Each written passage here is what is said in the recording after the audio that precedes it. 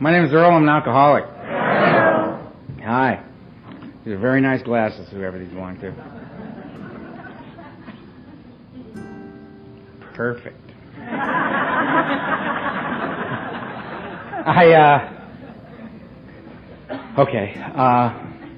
I want to thank the committee for asking me to come share. It's always an honor and a privilege to share at an event of this type. I got up at 4 o'clock in the morning, jumped in the car, grabbed the bag, jumped in the car, drove to the airport, got on an airplane, which is an absolutely absurd thing for me to do. You'll find out why. It's just a completely unnatural act as far as I'm concerned. Getting a large metal cylinder and go rocketing across the sky. It's completely wrong. And as I'm about to get on the plane, I look in the line, and a buddy of mine, Jack, who's the Al-Anon speaker tomorrow at 1, you gotta go hang with Jack at 1. It's a great guy. He looks up and he sees me, and I said, Jack, I got an Al-Anon on the plane. My odds have improved. It's getting better. And Jack knows me, right? He's keeping an eye on me. I mean, to me, Jack made me feel a lot safer. Get here, and I'm the kind of guy that, like, I get asked to speak somewhere, I find out when I'm supposed to be at the airport, on what date, and I get on the plane, I fly, I land. I have no idea what's going to happen. I'm completely unprepared. I'm just in the hands of Alcoholics Anonymous. And I get off the plane hoping there'll be somebody there with some kind of, Roundup T-shirt on, or, a big book in their hand, or something, and I get off the plane, and Suzanne was there, so right this way, in the car, to the hotel. Everything's been great. I've had a great time since I've been here, met a lot of great people, and I'm happy to be here. So, I think I covered all that stuff, right? So, I drank. But I got to tell you, I did not drink until I was 12. I held off as long as I possibly could. I had been restless, irritable, and discontented for some time prior to that first drink. And it was, I wasn't like this clairvoyant, kid. You know what I mean? I wasn't, just this troubled child realizing, what I need is a drink.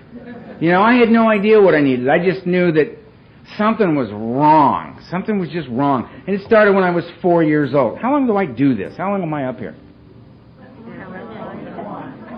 As long as I want. Thank you very much. That's how long I want. All right. 4 years old, I started sleepwalking, talking in my sleep. You stand at the foot of my parents' bed, talking to them in the middle of the night, scaring the hell out of my parents. And whenever I talked about what I needed to, I'd walk back to the house and get in bed, and they'd follow me, and they'd ask me questions, and I'd answer them, and it was all very bizarre. And they took me had a bunch of tests run on me, and the answer they came up with back in those days was every night before I go to sleep, they give me a big tablespoon of this liquid, and it would just knock me out, right? No more sleepwalking, no more problems. So I think very early in my life, I got the information that if things aren't going the way you want them to, take something. So I sort of filed that away for future reference, Went on into my life. 12 years old, I'm a strange kid, I'm quiet, but if you take your eyes off me, I'm gone, And they did a bunch of more tests on me, and they found that I had this very high IQ. I don't have it anymore, so I'm not bragging. That began to plummet around 16, right? But so my father decided, time for me to become a man. I'm 12 years old, I'm 5 feet tall, I'm 104 pounds. Yeah, man, right. Good thinking, Dad. And so I'd gotten accepted to this think tank of a boarding school for boys. There were 250 boys, ages 13 to 18, in this school. How I found out I was going to this school is my father came into my room and said, "Get in the car." Get in the car, drive. We get there, I get out of the car, he gets out of the car, nobody else gets out of the car. Puts the suitcase down next to me, shakes my hand, says, "This will make a man out of you." Got back in the car, and they all drove off. Welcome to higher learning, I'm like this paralyzed child standing there thinking, what the hell just happened, They knew me better than anybody in the world, and they just threw me away. What the hell did I do, you know? I mean, emotionally, it was a devastating experience. Intellectually, it was great. I mean, you know, the education I received was wonderful. It's held me in good stead to this very day. But you know, that's the facts, right? I've never really bothered with the facts a whole lot, you know what I mean? It's all about the feelings. How am I feeling, you know? And I felt bad. And they, you know, so this is bad. If I feel bad, this is bad, right? That's me. And I don't know why this is going on. I mean, I know I don't belong there. There's 250 boys from all over the earth. I mean, they've scoured the earth to find 250 of the brightest, most emotionally disturbed young men they can find. And they've thrown us all on this campus. It's like a Lord of the Flies in this place, you know what I mean? And everybody's 13 to 18. I'm the only non-teenager. I'm the youngest and the smallest kid in the whole school. I'm 12 years old. I'm 105 pounds. And 12 doesn't mean anything to anybody except a 12-year-old, because what do you want to be? Teenager. Everybody there was one, not me. I lose. I just got here. I lose. You know, it's over. You know, it's all wrong. I'm calling home for 3 days saying, please, big mistake, come get me, no harm, no foul.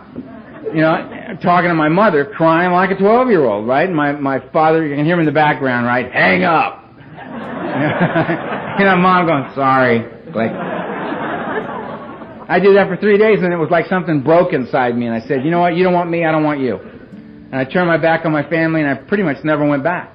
And I began my path as, you know, like this lone child in the world. And I met Tiny. I had no tools for living, you know what I mean? I was a 12-year-old. 12-year-olds get told what to do from the minute you wake up till you go to bed at night.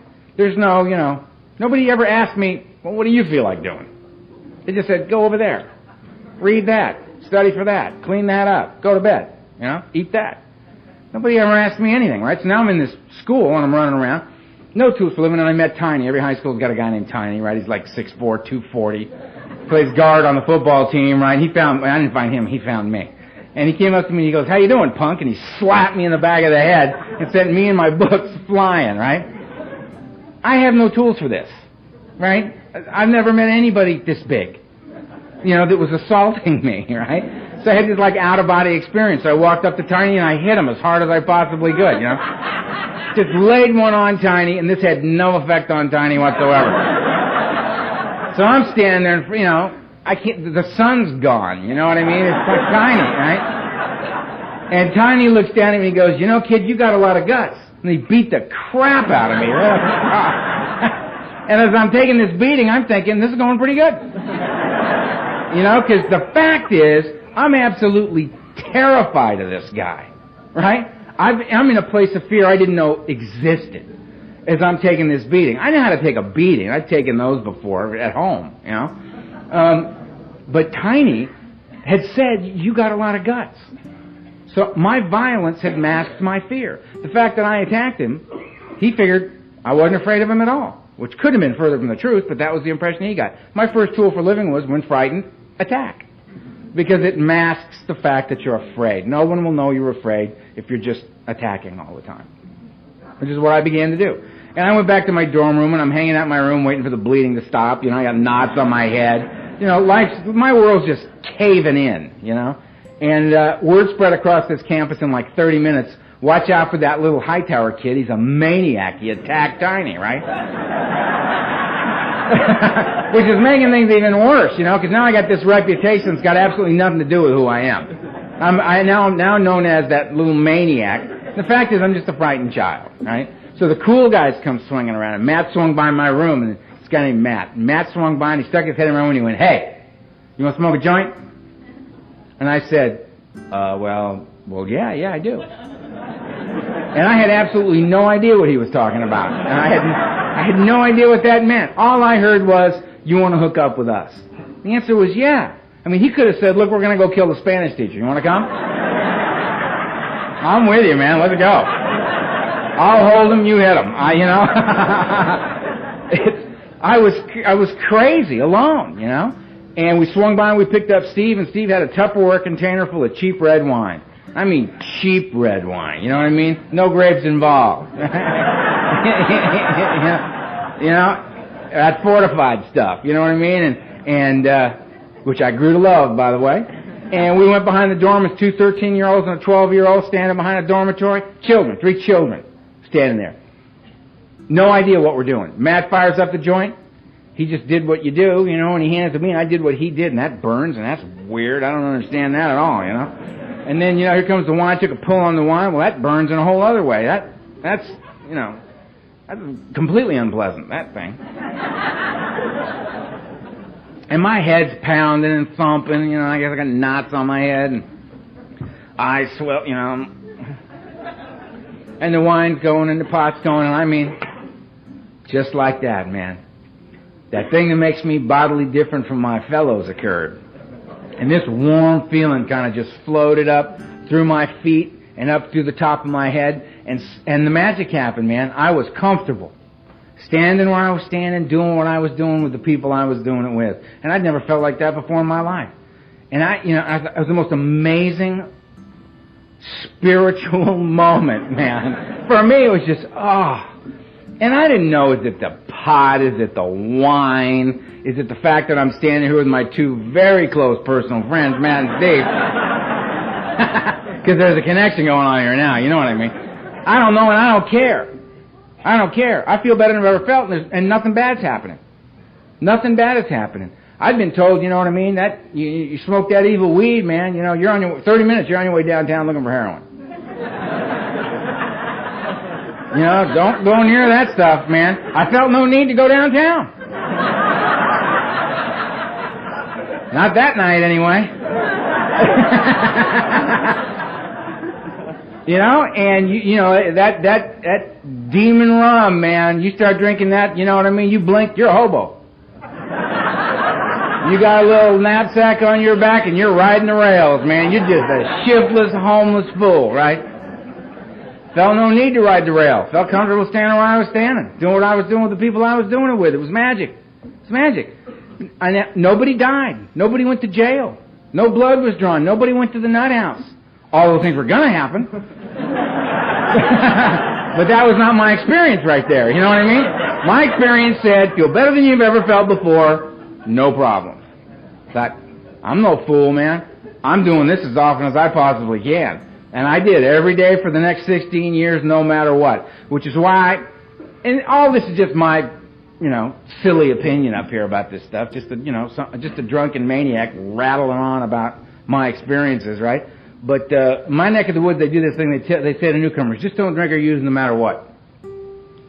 Personally, I'm glad nobody said that to me, because I'd have said, oh, got it, and I'd have been out the door. That's the deal? I think that kills people, because that's like half the sentence. If I could just not drink or use no matter what, I guarantee you wouldn't be here tonight. A plane was involved. I'm not doing it. You know? The truth is, I thought I was going to Cincinnati. That's in Ohio, isn't it? I'm in Kentucky, apparently. That's what I've been told. Fact of the matter is, nothing personal. I don't know anybody in Kentucky. You know what I mean? What the hell am I flying out here for, you know? Work the steps? I don't think so.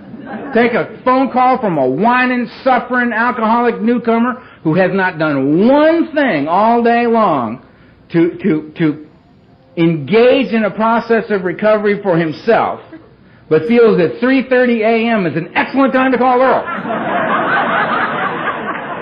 I would not take that phone call. I would not do that. Work the steps? Absolutely not. No. Why not? Because I'd be home just not drinking or using no matter what, because I could do that. Fact of the matter is, I'm the flip side of that coin. I drink and use no matter what. No matter what. Given a good reason, I don't stop. That's the difference between me and the problem drinker. Problem drinker gets another drunk driving charge, goes before the judge. Judge says, you know what, I'm sick of you.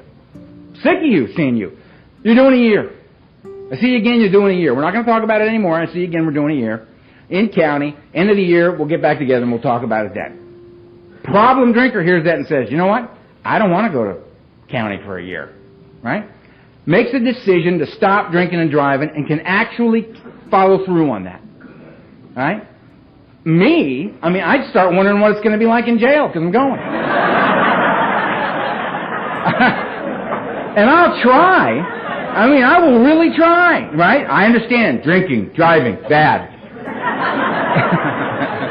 I understand.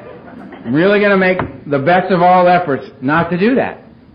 And I'll stop on the way home from the court. Knock back 30. And then when they invite me to leave their fine establishment, I will go get in my car and drive home. Because I forget, you know what I mean? I just forget. Anyways, humble beginnings for me, you know what I mean? Little pot, little wine, no big deal, right? Perfectly reasonable. 13 was pills. The only reason I took a pill is I was at a party and this guy said, would you like a couple of pills? I said, well, yeah. Again, having no idea what we're talking about. I took 2 pills. 20 minutes later, I'm laying on the floor. I'm very happy there. You know what I mean? This is fine. I like this. What was that? Tuinol. I'm writing that down, man. I'm asking for that by name. Tuinol, Seconal, Placidil. That was, I got strung out on all that stuff. 14, I started taking psychedelics. Again, I was at a party. Actually, I was hanging out with this girl. I was on a 10-hour pass in this boarding school, and I was hanging out with this girl named Debbie. Fond memories of Debbie. Debbie was an older woman. Debbie was 15 and a half. She was also a bad girl. Man, Debbie, such respect for Debbie, man. I got respect for Debbie, man. Debbie said, you want some acid? I said, okay. And she handed me this, she had a lipstick tube, that women carry, and opened it up and spun the lipstick up, and there's a little pill on the end of it. I went, that's very clever. And I took it, and I popped it in my mouth and swallowed it. And she said, did you take that whole thing? Again, me being an idiot, right? I have no idea what's going on. And I said, well, yeah, I did. It was very small. It was very small. And I'm used to these horse caps, And she said, that was 3 hits of white lightning. Right? A woman over here just went, oh. That's not good. Well, anyway, the next 2 days were very interesting. I remember, how you remember parts of it, but it's just all weird. You don't know what really happened and what didn't. But I remember we were in a market pretending we were married. And I had the card and I looked at her and I said, do we have any children? And she said, yes, we have 2. And I said, then we're going to need these diapers right here. And then I kind of just phased back out. And to this day, I go to a market, I have a list. You know what I mean? I don't just idly go into one of those places, man. They freak me out. The lights and the rows and everything's perfect, And there's so many decisions to be made there, And these are the things that I think normal people take for granted, you know what I mean? We get it all taken away from us, so we got to piece it back together one little bit at a time. You've been in the market and you go around the corner, there's an abandoned cart, right? I understand that guy. I understand that. You know what I mean? I see a car like that, I just go, I know, I understand, man. A lot of decisions, got a little overwhelmed, got to do it, got to come back later. 15, I started shooting dope. Only reason I did that was I was on a boat in Marina Del Rey, California, and a woman came up to me and said, would you like me to stick this in your body?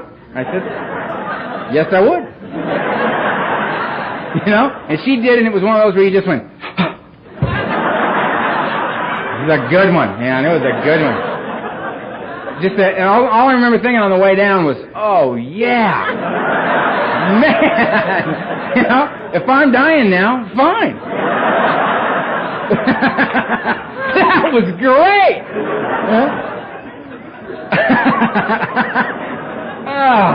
Now, identify as an alcoholic. Here I am talking about drugs. Got to show respect. All right? I'm a child of the 60s. Our parents were the alcoholics. We were trying to carve out our own identity here. We were not going to drink ourselves to death the way they were. We were going to kill ourselves in a whole new way. But here's the facts. Only real information I have about my life is a result of having gotten sober, stayed that way a while, done my inventory work, and looked back on my life with some kind of sane perspective. All right? And what I know is this. My drug of choice is, what do you got? It's all anti-Earl medication to me, man. You know, if I can get enough of what you got in my body, I can kill the fear and be in the world. That's all. I drank because I loved the effect that was produced by alcohol. The same was true for other substances. So, I mean, my favorite's down and out. I like heroin. I like barbiturates. I like alcohol. These are a few of my favorite things. My idea of a good night sitting around just checking my pulse. You know what I mean?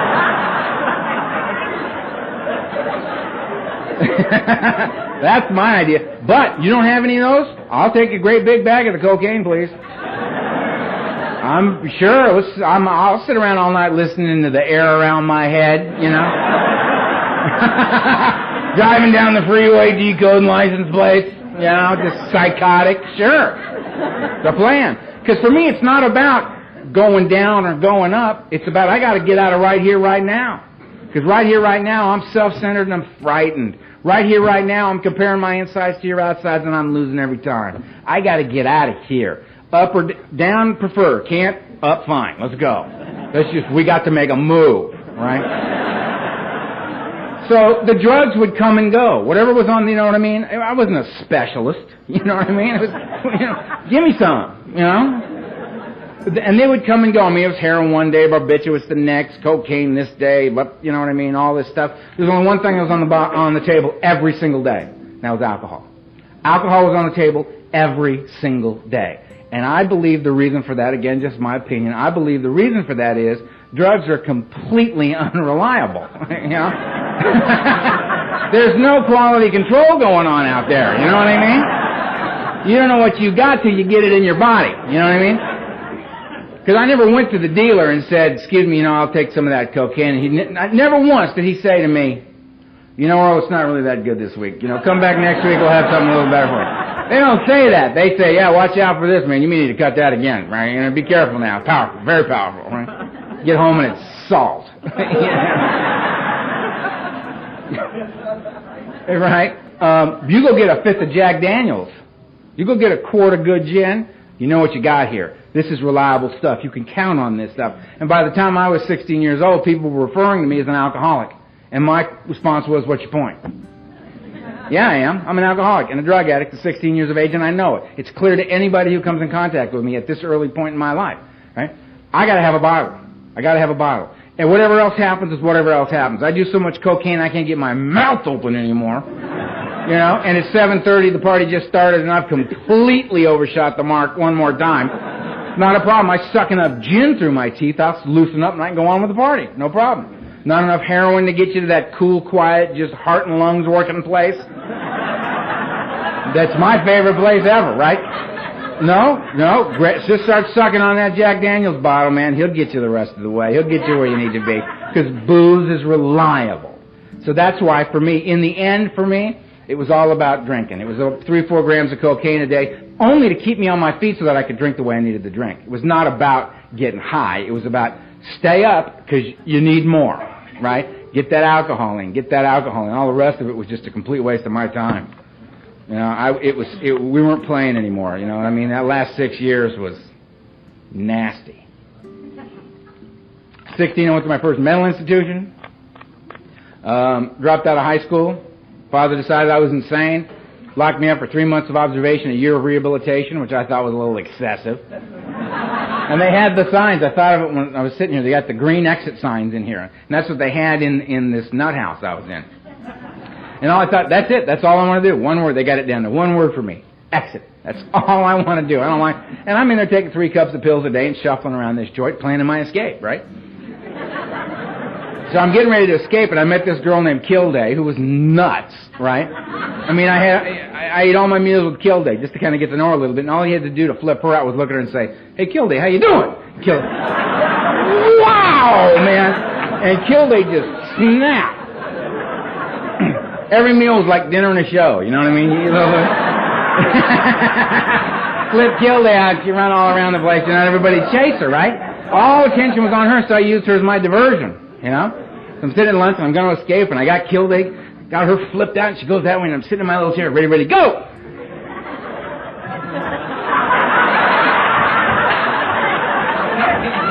know what I mean? And I'm hauling ass, you know? That's all I got. You know, and you're like, your brain works fine, you know, but first time in weeks you try to make a move and it ain't there. And it's like demoralizing, because out of the nurse's station you hear over the intercom, Ed, when you got a minute, you want to grab Earl? He's making a break for the door. You know, and Ed's eating a sandwich going, yeah, I'll get him in a minute. He ain't going nowhere.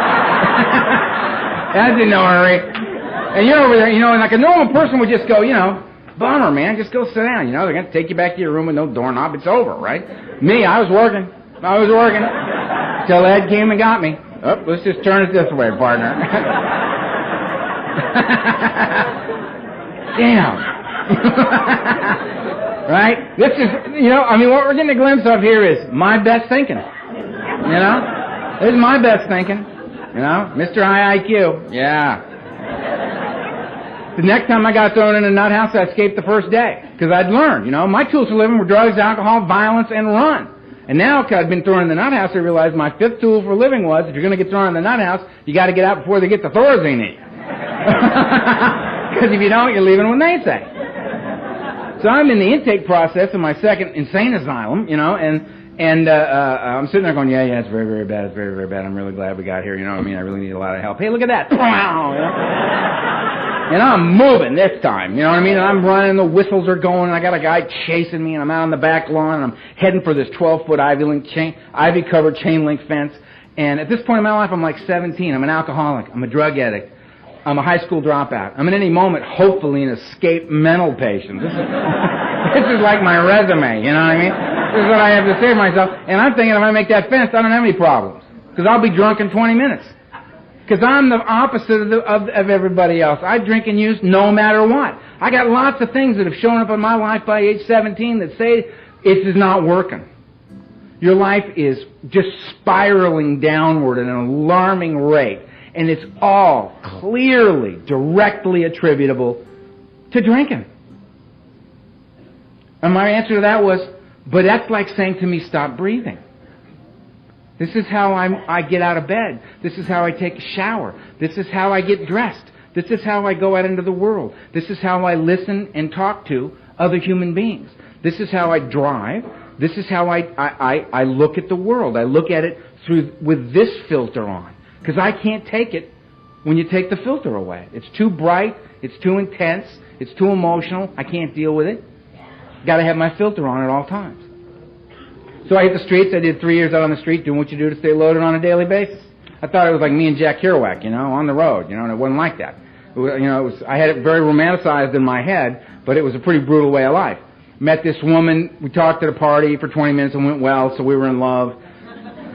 Through a series of weird circumstances, I went on an interview and I got accepted to a good business college in Northern California, right? I'm a high school dropout. I don't even have a high school diploma. I just got accepted to college. I go back to my father and I say, I got accepted to business school. Don't ask. Give me a year's tuition and I'll leave town. He said, beautiful. Hit me with a check. Me and this woman piled all our belongings and 8 pounds of hash in the back of this truck and drove to Northern California for higher learning, you know. She got a straight job. I became a drug dealer, and I had no problems becoming a drug dealer because I had, at this point in my life, I'm 19 years old. I've got no sense of family. I've got no sense of community. I've got no ethics. I've got no morals. I'm just this loose cannon out there, this wounded animal, drinking and using from the minute I get up till I pass out every night, just trying to find a way to be in the world. So and I'm in business. I mean, I'm studying marketing, production, distribution. And I'm applying it to my business. Business is booming. I think this is all great. She's got the straight job where she's the using's getting a little out of hand for her. She's saying stuff like, I'm too high, which is a completely ridiculous thing to say. I mean, if you can say it, it's not true, right? So we're back to L.A., and I got to drink the way I needed to up there, right? And we kept the ball rolling. 21 years old, I get diagnosed to have malignant cancer. Fly back to L.A., they do major surgery on my upper back. They tell my family I'm going to die. They prepare me to die. And I just look at them and say to them, you know, you don't even know who you're talking to. You know, the way I'm using that comes up like twice a week, you know. You're going to die. Yeah, I'm going to die. Ain't we all, you know? And so I did that, and I went into the nuclear medicine program. I didn't like the drugs they had, so I went home and got loaded the way I get loaded. I just blew off the nuclear medicine thing, and I beat the cancer thing. I've been a long-term cancer survivor. I've been cancer-free a long time. And back to school. I mean, just, you know what I mean? That was just kind of like this little side trip. It just didn't mean anything to me. And I go back up north, and I got an early acceptance to USC Law School. Editor-in-chief of my college newspaper. I'm writing inflammatory political articles on a weekly basis. They're threatening to expel me, every day, And I'm citing my rights, and you know what I mean? And I'm just drunk and loaded, and they don't, I got hair out like this, you know what I mean? They're just looking at me like, Jesus, what have we created here? This went sideways years ago. My mother calls me and says, look, we haven't been anywhere as a family in 10 years. We got to put this family back together. We'll go anywhere you want to go. Let's just go as a family.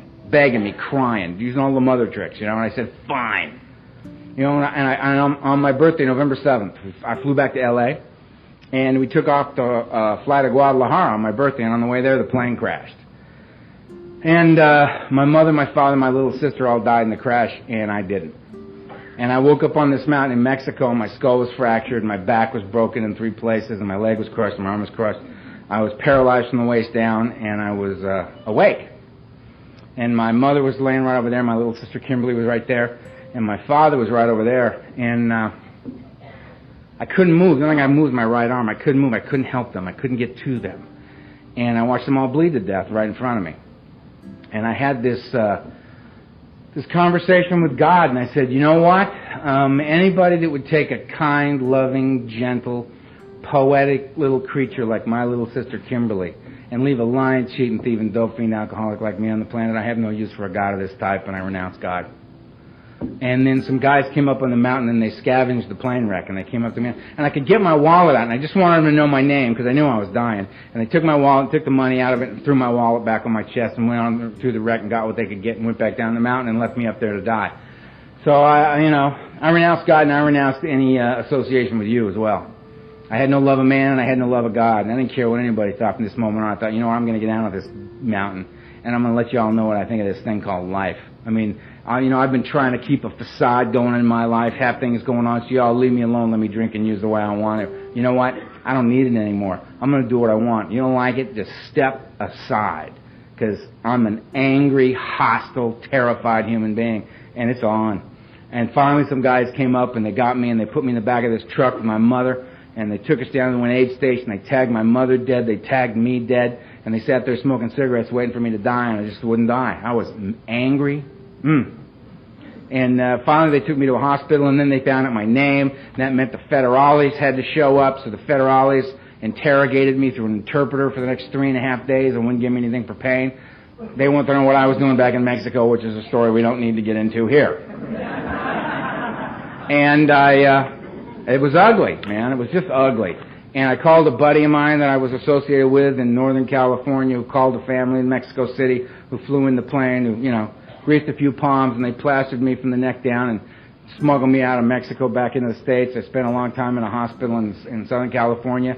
They told me I probably have a withered left hand, I might be blind in my left eye, and I may or may not be walking.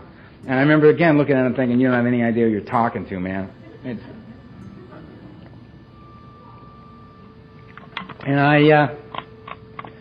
Maximum doses of Demerol every 3 hours around the clock for I don't know how long. And eventually, I got out of that hospital. I had a brace that I had, custom-made brace I had made, and I had my cane, and I got up and I walked out of that joint, and 3 hours and 15 minutes after I got out of there, I was so strung out, man, I was looking to connect. And I went on my last run, and it lasted for 6 years. I was sober 3 times in 6 years. They were for 72 hours each. And that was when I would go to this bootleg sanitarium in Hollywood, California. You'd walk in, you give them $150 cash, you give them your bottle of Valium, you give them your car keys, you give them your wallet, you give them your gun, you know what I mean? You go in, you lay down on the gurney, and they strap you down, they shoot you full of anticonvulsants, and they let you ride. And 72 hours later, they either send you home or the morgue, and they didn't care which way you went, because they got their 150, right? And I'd reintroduce myself to God and say, you know what, you get me through this sane and alive, I'll never drink again. And I'd get up off that table, and they'd say, you be a good boy, Earl, don't drink. You know you're an alcoholic, don't you? I said, yes, ma'am, I do. She said, you drink, you're going to die, you got to, it's getting rough out there for you. I said, yes, ma'am, I'm not going to drink no more. And self-knowledge availed me nothing. I'd be drunk that night. Drunk that night. Couldn't stop drinking. I remember the last time I went in there, I said, the madness and insanity in my life, it was over the top. And I remember, I meant it with every fiber of my being. I said, I cannot drink another day. I cannot drink anymore. Nothing good happened in years. I'm so completely and totally alone. The soul's just being sucked right out of me. The madness is so severe. I got visions of dead people dancing in my head. It's just so dark, and I can't do it anymore. And I left that place and I drank for 2 more years because I couldn't stop drinking. And I don't know why, but I mean, I came to, last time I came out of a blackout, I was 28 years old. Both my hands were broken. I had hair out like this and a beard out like this. I was yellow. I'd had 2 doctors tell me that if I didn't stop drinking this year, I was going to die. So there's no, and it was like the fall. You know what I mean? I was getting close. My thyroid was shut down. Kidneys weren't working. Couldn't touch the liver. Heart was swollen. They were deciding whether or not to charge me with attempted murder coming out of this last blackout. I'd been stabbed twice, shot at. I'd broken 74 bones. I had over 650 stitches in me. My family was dead. I had no friends. I had no place to live. I was psychotic, and I do not use that term loosely. I could not distinguish between the true and the false, as the book says. I mean, my life was burned to the ground. It was just burned to the ground. And I did it's just inconceivable what I did. I raised up 2 busted hands and I said, help. And they took me by ambulance to a UCLA emergency. They pumped my stomach and said, get him out of here. He's a pathetic old man. He's a drunk. He's going to die. I was 28 years old. Took me to another place. Kept me 5 more days. I got worse. And then they took me by ambulance to another place. And this was a place to get sober, man. This was an old Air Force hangar, Long Beach General Hospital, under the care of this lady named Dr. Vicki Fox. She was a real pioneer. She was, we ever start having AA saints, her name's going to be in the basket, let me tell you. Helped an incredible number of people. And it was 42 cots in one room, 21 cots on each side of the bed with sheets drawn between them. And you went in there, and if you threw a seizure like me, convulsions, but that's all you got. You kicked like a dog, and it was free. And how you earned your cot was you stayed and you faced your kick. And you listened to your body tell you what it thought about what you'd been doing to it. And you went insane. And 42 guys in one room doing this. You didn't sleep a wink, right? Because at any moment, somebody's snapping, somebody's losing, somebody's pitching up out of that cot, and flopping around on the floor. And we're all yelling, we got another one! We're all shaking, going over there trying to help that guy, nuts. And I left there and they said, you don't want to die, you better go to Alcoholics Anonymous. And I said, okay. Got out of that place, came back up into L.A. For that Friday night, I went into the basement of a church on 8:30. Hair out like that, mad dogging everybody that looked at me. Do not come up to me. Do not. Because if you come up to me, we're going to have a problem. That was the vibe I was throwing out. It's not going to go well. I see you talking to each other. We'll just keep it over there, because I'm insane. And us frightened, us terrified people, we're dangerous. You corner us like that. Don't come at me all smiling with your hand out. Because I might get hurt. It's not you're going to get hurt, because I'm like glass, man. I'm like glass. None of my tools for living work anymore. You come up and shake my hand, you're going to ask me a question I can't answer, like, how you doing? I don't know. What's going on? Beats me, man. I don't know what's going on. I'll shatter. I'll just shatter, right? But every meeting's got a new guy. And all that he saw was other new guy. And he came up. He said, I'm in Vegas. I'm an alcoholic. And I said, so what? Ain't exactly the highlight of my life. I don't know what you're so happy about. Get away from me. And he looked at me and said, keep coming back. I thought, oh, beautiful. Keep coming back. Powerful, brother. Powerful. Right? I'm sure when I'm home pacing, waiting to get that hour of sleep I've been getting lately every night, right? And I'm losing it. I'm sure that keep coming back thing's going to come in real handy. Thank you. If you're new and they do that to you, I hope you got more courage than I do. They come up to you and go, keep coming back. Or one day at a time, man. Or my personal favorite, hey, just turn it over. It's a new guy who's insane, right? Like that's going to mean, right? I hope you got more guts than I. Just step up to the plate and say, excuse me. I don't personally understand, having been out there for the last 17 years, don't understand the deep spiritual significance of turn it over. Would you mind expanding on that for me a little bit? If they're in my neck of the woods, if they're honest, about 75% of them would say, you know what, I don't know what it means either. They said it to me when I came in. I'm just saying it to you, you know. There's a guy over there who reads the big book. Let's go ask him. Maybe he knows. Just my opinion. And I sat at my first meeting, and a guy got up, back against the wall, checking where the doors and windows were, working my game, right? Because that's all I had. That's all I had. And that and the willingness to go to one AA meeting. And this guy got up, this old-timer, 65 years old, Skid Row bum, ex-boxer, ex-wino, I remember. And he got up at the podium and he shared his experience, his strength, and his hope. I didn't know that's what he was doing. Today I do know that's what he was doing. But he spoke with this grace and a dignity. He talked about his feelings as a man with dignity. I've never heard anybody do that before. You know, and there was this presence about him. He had this light in his eyes, and he was like this passionate guy, and he wasn't doing that old James Dean shit. You know what I mean? That quiet angst in the back, not willing to participate. It's crap. You know what I mean? This guy was stepping right up and going, this is important to me, and it matters to me, and I feel very strongly about it, which I thought took a lot of guts. Stepping up, man. He was stepping up front. And he was talking about this stuff. Talked about how his head would be chewing on him, and how he'd go through a whole productive day with his head chewing on him, using the tools he found in Alcoholics Anonymous. No wreckage being created, which blew my mind. If I'm awake, we got wreckage, you know? And this guy's like head doing to him what mine does to me. And he's getting through, and he's getting through, and he's getting out of himself, and he's being of service to people at a meeting, at the end of the meeting, because he knows what a meeting is for. Meeting's a place that we have meetings so that we have a place where a newcomer can come and hear a message of hope and a message of recovery. That's the point of a meeting. And he'd been the newcomer and done that. And they'd given him the 12 steps of Alcoholics Anonymous as outlined in that book. And he had worked those 12 steps. And he'd had an awakening as a result of that. And he'd been relieved of the obsession of drink as a result of working those steps, and had become comfortable sober. And the minute that happened to him, he was now going to meetings to give back, to be there for the new wave of insanity that's washing up on our beach every day. And I'm listening to this going, whoa! All in one day. This guy's amazing. But the thing that did it for me was, it was like he looked right at me and he said, you know what? I don't care whether you like what I got to say or not. You don't like it? Go to another meeting. I love this. Because it made it clear to me, this guy wasn't selling me something. He wasn't pitching AA to me. Come on in, you know. He was sharing it with me. I was already in. I was in the room. I was in. He was sharing this with me. If I wanted it, I could have it. It was for free. If I didn't want it, cool. Go to another meeting. Maybe you'll hear somebody there you can identify with, but by all means keep coming back till it happens for you. And it happened. And I said, you know what? With a look of disdain on my face, right, like, right? In my head I went, it's cool, I'm coming back. And I've never left. I've never left you because I've never had any place more powerful to go to address the problems that I face on a daily basis as an alcoholic.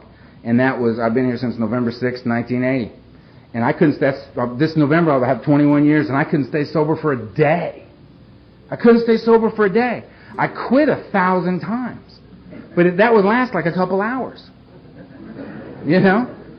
The trick for me has not been, this ain't about stopping. This is about how do I not start again? How do I not start again? And for me, I know the only way a guy like me is going to not start again is if I can find a way to be comfortable sober. Because when I got here and you said to me, you know, there's a way for you to be comfortable sober, I looked at you and thought, if only that were true. If only that could be for a guy like me. Because I've been loaded since I was 12 years old. I had absolutely no experience in my life of being sober and comfortable at all. I didn't know that it existed. It was outside my experience. I made a conscious decision to trust you, and I began to do the things that you told me to do. And I mean, there's so many things that we say to each other in these rooms, but the thing that does it for me is we got this symbol. I kept thinking, that's got to be like the crux of the deal or something, you know what I mean? Because we got like rings and bracelets and bumper stickers and shirts and hats, and I mean, this thing's everywhere, right? You see that symbol, you think, you know, AA, or possibly a Mason, but you're thinking AA, right? It narrows it right down. And I found out it's this ancient spiritual symbol. It stands for mind, body, and spirit, brought together as a whole human being. And therein lies the balance I had sought my whole life and never had, drunk or sober. Never had it. AA adopted that symbol, unity, service, and recovery. It's the same stuff. Unity's the body. I must bring it here. This is the body to me. I must bring it. I couldn't get sober, but we seem to be able to. I must be with my fellows. I must look you in the eye. I must see you on a regular. I got to go to regular meetings to see the same people over and over again, because I can see you changing, and the change I see in you is the hope for me. Because I'm too self-centered and afraid as a newcomer in here. I can't see the change that's happening to me, but I can see it in you, and we've been here the same amount of time. And if it's happening to you and we're doing the same stuff, it must be happening to me. Hope. Hope. The greatest gift anybody could ever give somebody like me. Because I came here hopeless and alone. Completely hopeless and alone. It was so dark inside me, and I'd been alone so long. When you said, are you lonely? It was like, huh? You know, when you've been lonely forever, it's not lonely anymore. It's just where you are. It's not in relation to anything else, because that's all that it's been. You know? So the unity of the body, I got to bring it here. I must be with you. Recovery's of the mind for me, the greater aspect of this disease. Right? The obsession of drink. And the book tells me that the persistence of this illusion, this belief in a lie that I can drink like a normal man, that it is in any way the answer to any problem I may ever have, is astonishing. That many of us pursue it to the gates of insanity and death. That's my story. I end up in insane asylums and tagged dead in Mexico. I mean, I'm the gate guy. You know what I mean? You know, it's like 2 drinks and go to the gate. You know what I mean? There's like, that's what's going to happen to me. And I know that about me. I've never been able to manage it. I've never been a controlled drinker. I never have been. I didn't have a family to hold it together for. I didn't have children I had to keep it together for, or a job or a career or a goal or a hope or a dream to keep it together for. What I had was me, and knowing that the breath of life for me was drinking and using, and that's what I was going to do till the day I died. I was never controlled, ever, for me. And when I got here, I came here destroyed, which was a great way to get here. And you told me to keep coming back, and I found out what that meant and why I needed to be with the body of AA. The recovery of the mind had to be there for me, because if I don't get relieved of the obsession to drink, if I don't get relieved of this persistent, aching, gnawing thing in my head that keeps sneaking up on me at the worst possible time and telling me that the answer to the problem I currently face is a drink, or to go to a doctor and get a properly prescribed medication to help me sleep at night. It'll say whatever it needs to say. My head doesn't say, go get some heroin. It doesn't say that, because it knows I'm going to say, thanks for saying, shut up. You know, I don't know. Thank you for sharing.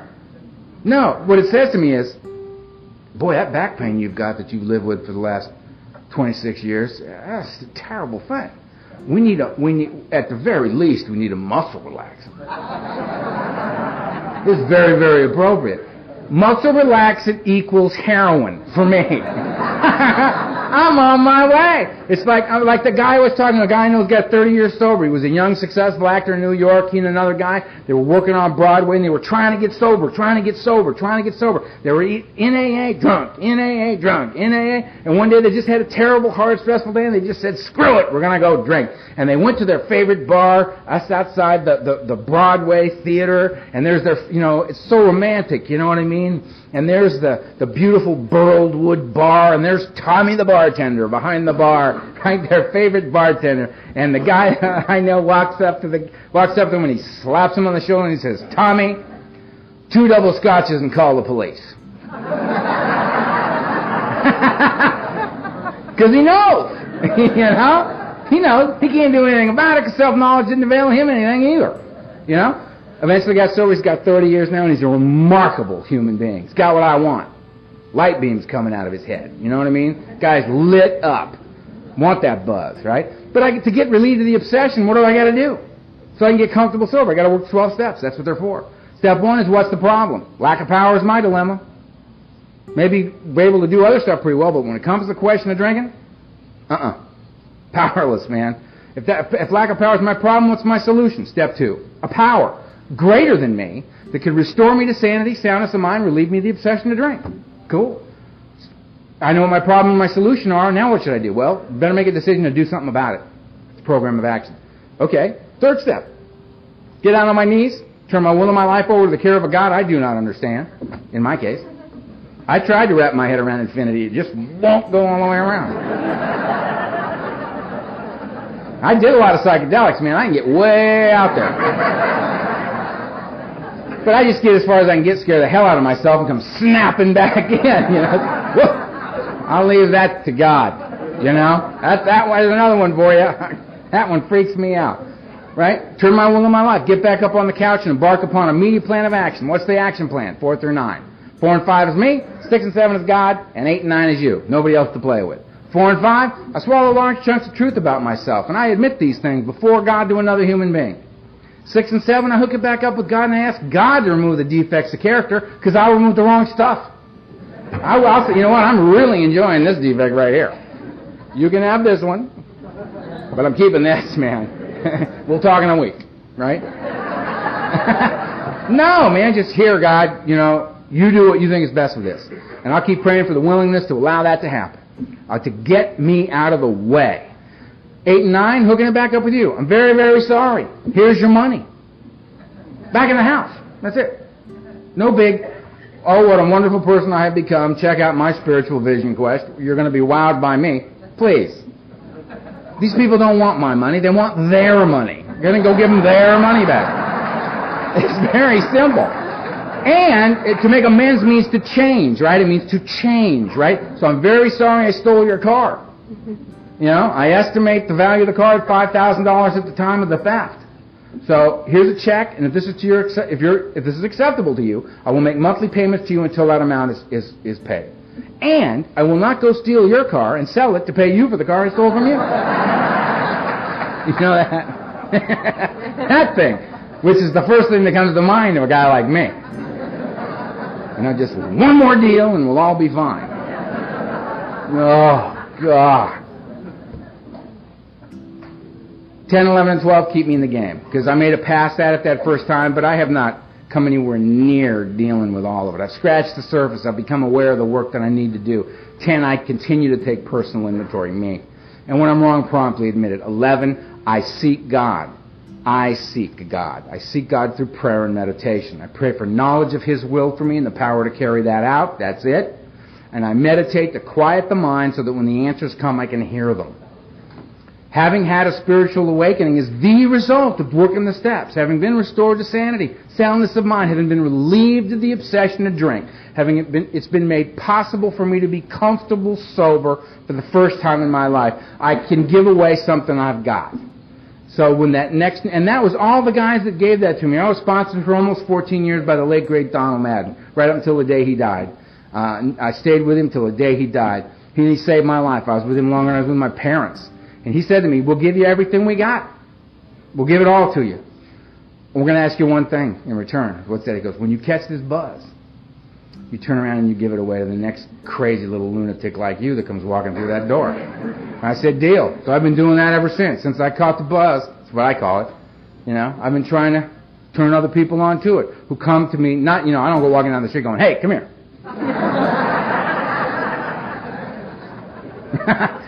You know, some guy walks up to me in a meeting and goes, I want to talk to you. I say, sure. You know, I mean, I had, you know, what can I tell you, man? I mean, you know, I've been sober 20 years. I got a life beyond my wildest dreams. I mean, way beyond my wildest dreams. I'm doing all the stuff I swore on that mountain in Mexico I'd never do again. I swore I'd never ever love another human being again as long as I live, and I'd never ever tell you who I was. There's no way you're going to love me. I'm out. I'm out. And I'm not out. I mean, this thing goes so far past not drinking and using, it's a mind blower. It's a design for living. You get rebuilt in here. Who you get introduced to here is you, the real you, the true you, the truth about yourself. And it's always much more delightful an experience than we imagine it would be. When that came up that mountain, I knew I suffered from survivor's guilt. I lived, they died, I had no right to be alive. Every morning I would wake up and think to myself, you worthless, you're worthless. You have no right to be here. What right do you have to be breathing in and out? So I could have no joy. I could have no peace. I could have nothing. You know, I suffered from such post-traumatic stress. It was unbelievable, man. Can I have some water? Oh, that's right there. Thank you. Magic. That's coming unglued. It's a great place to come unglued. I mean, I can't fly in airplanes. No way. Plane goes bump. My head goes right to core primal stuff. Fight or flight. And on an airplane, you got nowhere to run and you got nobody to fight. You just have to sit there while your brain throws pictures and images, carnage up in your head to try to get you to do something about this, right? And I get on planes all the time. All the time. I fly about 100,000 miles a year. And I do it for one thing. I do it for Alcoholics Anonymous. And the good news is that I get to prove to myself on a regular basis I'm willing to go to any lengths to stay sober. You know? It's emotional tonight. It's emotional because right naturally, God did it to me again. I'm out there before the thing, right? And I'm just so exhausted, I don't even care. I've been up since 4 o'clock in the morning. It's just like, whatever, you know what I mean? We'll all stay sober. We'll all get drunk. Let's see. You know what I mean? I'm just, there. And this guy walks up. And we start talking, and he was in a plane crash 6 years ago. And he'd heard my tape.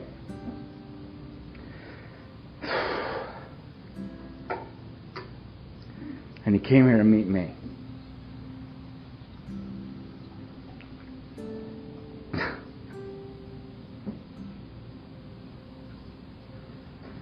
Guys like me don't get to have lives like the one I'm having. We don't get to feel a sense of purpose, of value, that we can, in some way, contribute, I cause problems. I hurt people. I take advantage. I break things. And then I die, Not here.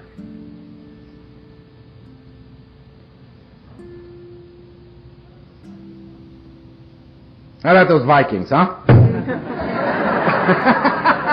I gotta... Look, what I am is I'm a grateful alcoholic who's got a life beyond his wildest dreams. I'm living, you know what I mean? I meet amazing people. I get to travel in Alcoholics Anonymous. I get to sponsor a legion of guys who sponsor just an army of guys, you know what I mean? And they all know that I'm a product of Donald Madden, who's a product of Norm A, who's a product of Chuck, who's a product of Bill. That's my lineage. And that's what I come from, And they all know about the late, great Donald Madden and their babies, the guys they sponsor know.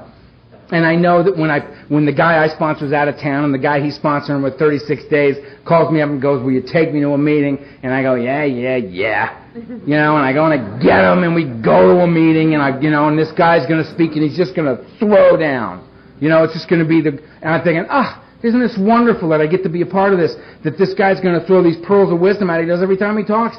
And little Michael here is going to, get turned on to that 36 days, It took me to like 18 years to figure out what this guy was talking about. Michael's going to get it in 36 days. And sure enough, the speaker's talking and it's amazing. And I'm thinking, isn't this great that Michael is getting this? Guess what? Michael's not getting this. Michael is having a fundamentally different meaning than I'm having. Michael's got 36 days. Give him a chance, He gets his turn. I got to remember what I was like when I was coming to meetings at Alcoholics Anonymous. Brand new. I was going to this place called Ohio Street, and I would pull up to Ohio Street, and the inside of my head was just like, okay, we found the building, good. We park over here, and you go into the meeting, they put the keys in the seats, put your keys in the seat. Where are you going to sit? There's a guy with a red coat, sit next to the guy with the red coat, you spot the guy with the red coat, you know where you're sitting. All right. Put the keys down, put it in. Ring the bell, what do we know? Okay, we're sitting down, we're starting the meeting, okay, good. I'm here. All right, what do you got? Come on. What do you got? Come on, lay it on me. I'm ready, I'm here, come on, let's go. Right? Guy gets up. All right, he's reading something. He rarely saw something. He's rarely seen something. He rarely saw failing something. I missed a lot of that. I don't really know what happened right there. I don't know. 12 things. 12 things in Alcoholics Anonymous. 12 things. Remember that. I got that. That was good ABC. 12 things ABC. He's down. I didn't get a lot of that. 12 things ABC. We'll build on that later. He's down. Here's another guy. He's up. He drank. I drank. I did that. This is good. I like this. It's good. He's down. That one didn't last very long. All right. I got to remember that guy. Where's that guy? Get the face. Remember the face. All right. Good. Oh, here's another guy. They're passing a basket. What the hell's it? Oh, don't take the money. Don't take the money. The basket, don't buy. That's going to go by. Okay, we're getting up. We're going outside. Why are we going outside? We're going to smoke. I smoke. All right, we'll go outside. So, how you doing? Fine. How you doing? Fine. Fine. They're ringing the bell. Go back in. They're reading 12 things. Those aren't the same 12 things. There's 24 things ABC. This guy, he's up. He drank. I did that. Oh, he felt like that? He felt like that. I feel like that. I feel like that guy. I feel like that guy. He doesn't even know it. He doesn't know it. But he's inside my head. How does he get in? How do they do that? How do they get in my head like that? That is absolutely incredible. That was amazing. This is great. You know what? I think I belong here. I may, in fact, belong here. He's down. That was great.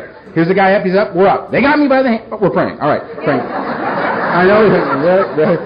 And I would leave the meeting, and somebody would say, "What do you think of the meeting?" I'd say, "It's a great meeting." And I'd go, "Oh, you know what I mean?" Just a little bit. I mean, I went to a meeting, and I won. I was victorious, man. I was going to bed sober. One more day. I win. Didn't matter the wreckage of the bill collectors and, the old warrants and all this. I was sober. The miracle of my life to this day is that I'm sober, and who needs to know that is me. And I knew it from the day I got here. Right? So when I go walking into the meeting, and I got a little Mike sitting there with 36 days, and it's happening, and we walk outside, and I looked at a little Mike, and I go, "So what did you think of the meeting?" And he looks at me, and he goes, "It's great." I look at him, and I go, "All right, little bro, you're right on track, man." You win. Good for you. And the cycle begins again, this human chain that we're in. There's a buzz to be caught here, man, and it's all about right here, right now. Just, I got to get between those. Somehow, I got to get in there. That place that I avoided at all costs. Remember when it was all about, I got to get out of right here, right now? Up, down, don't matter. Let's just get out of here. Now, what I get is right now. And where else am I going to have a life but right here, right now? If I'm comfortable doing what I'm doing with the people I'm doing it with, right here, right now, then I got a life. Where else am I going to find God but right here, right now? Where else am I going to find any kind of peace or dignity as a man? Where am I going to be able to battle the flaws that are mine? The conflicts within me that carry on because I'm human. I'm flawed. And I'm doing the best I can to get better on a daily basis and not hurt anybody else in the process. Where else am I going to do that? I got to do it right here, right now. It can't be in my head in the future. It's got to be now. Got to be now. Alcoholics Anonymous gave me back right now. That's what it did. And I can think of no greater gift because in there lies the hope for me, the strength, right, that I need to carry through with each day because I don't have to do it alone. I get to do it with you. I said before, I don't know anybody in here, but I know everybody in here. We all got two things in common. We're all human beings. We're all alcoholics. That's all I got to know. That's all I got to know to tell you that I love you. I love you. And I'm a grateful member of Alcoholics Anonymous. Grateful member. And when I see that woman sitting right over there in that green dress, she got her hands up like this, she's looking at me and she's smiling, she's going like this. I go, "That's it. I'm in. Love in Kentucky. Peace. Have a good weekend."